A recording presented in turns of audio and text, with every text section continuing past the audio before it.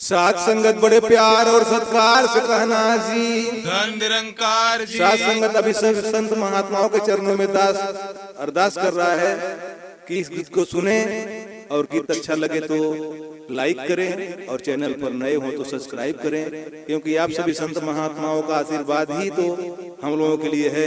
साथ संगत प्यार से बोलिए धन निरंकार जी।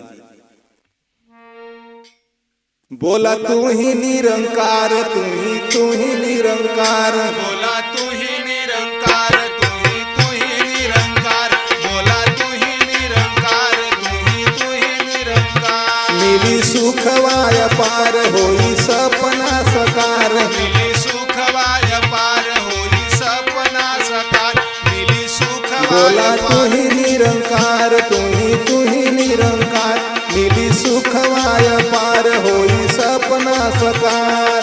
जल जाई ज्ञान के दियान मानु हो धैला गुरु के चरणवा, जल जाई ज्ञान के दियानवा न हो धैला गुरु के चरणवा, जल जाई ज्ञान के दियानवा न हो धैला गुरु के चरणवा। बोला तू ही निरंकार, तू ही निरंकार, मिली सुखवाय पार होई सपना सकार। जल जाई ज्ञान के दियान मानु हो, जल जाई ज्ञान के दियान मानु हो धैला गुरु के चरणवा। जल जाई ज्ञान के दियानवा न हो धैला गुरु के चरणवा, जल जाई ज्ञान के दियानवा न हो धैला गुरु के चरणवा।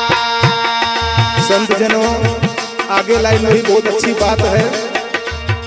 रूप मनई के पैला करम पशु के न कैला, करम पशु के न कैला, करम पशु के न कैला, करम पशु के न कैला, करम पशु के न कैला। सोचा रतन अनमोल चौरसिया से अइला, सोचा रतन अनमोल चौरसिया से अइला, सोचा रतन अनमोल चौरसिया से अइला। रूप मनई के पैला करम पशु के न कैला, सोचा रतन अनमोल चौरसिया से अइला। झूठ मन राखेला मगन मानु हो, झूठ मन राखेला मगन मानु हो कैला गुरु के चरणवा।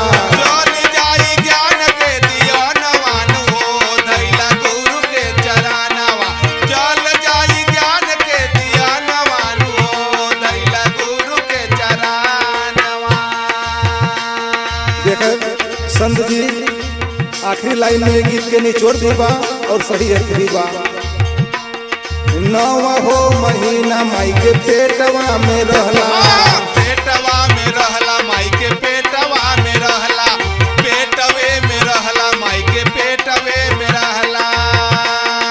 जोरी जोरी हथवा निकाल बाहर कहला, निकाल बाहर कहला, निकाल बाहर कहला, निकाल बाहर कहला, निकाल बाहर कहला। नवा हो महीना माई के पेटवा में रहला, जोरी जोरी हाथवा निकाला बाहर कहला।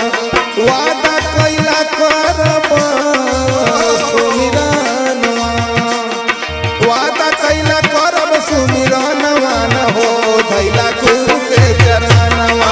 जल जाई ज्ञान के दियानवा न हो धैला गुरु के चरणवा, जल जाई ज्ञान के दियानवा न हो धैला गुरु के चरणवा। बोला तू ही निरंकार, तू ही निरंकार, बोला तू ही निरंकार, तू ही निरंकार, मिली सुखवाय पार होई सपना सकार। मिली सुखवाय पार होई सपना सकार। हाँ, जल जाई ज्ञान के दियाना मानु हो धैला गुरु के चरणवा।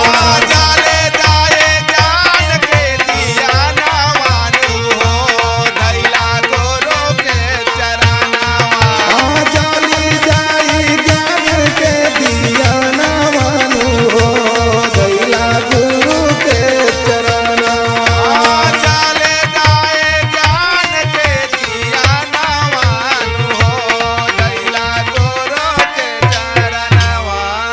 साध संगत बड़े प्यार से कहना जी धन धनकार जी।